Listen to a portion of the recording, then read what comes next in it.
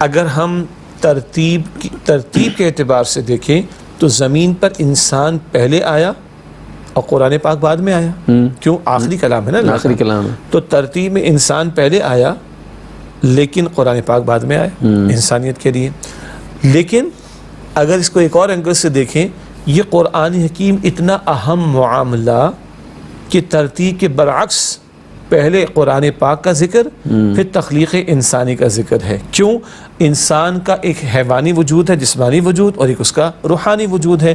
جسم سے زیادہ روح کی اہمیت ہے، اور اللہ نے اس روح کی تسکین کا سامان اور اس کی حاجات کو پورا کرنے کا سامان اتنا کیا کہ پہلے قرآن پاک کا ذکر کیا اور پھر انسان کی تخلیق کا ذکر کیا. اس کو ایک اور انداز سے بھی لیجئے کہ پہلے ہی انسان وہ پہلے ہی نبی ہیں. تو پہلے دن سے اللہ تعالیٰ نے نبوت کا سلسلہ شروع کر دیا. آدم علیہ السلام پہلے دن سے اللہ تعالیٰ نے وحی کا سلسلہ شروع کر دیا.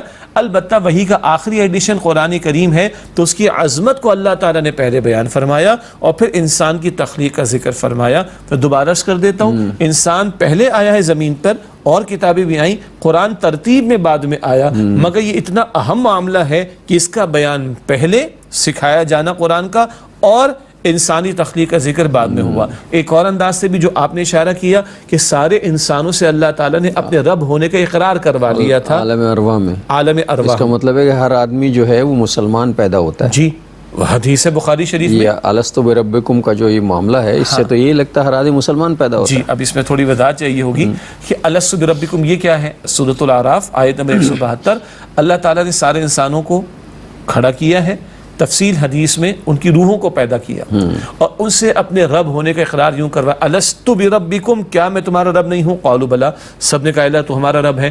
یہ اقرار اللہ نے ہماری روحوں سے کروا کر ہماری فطرت میں اپنا بنیادی تعارف رکھ دیا، جس کا اظہار بندہ سورۃ الفاتحہ میں کرتا ہے، الحمدللہ رب العالمین.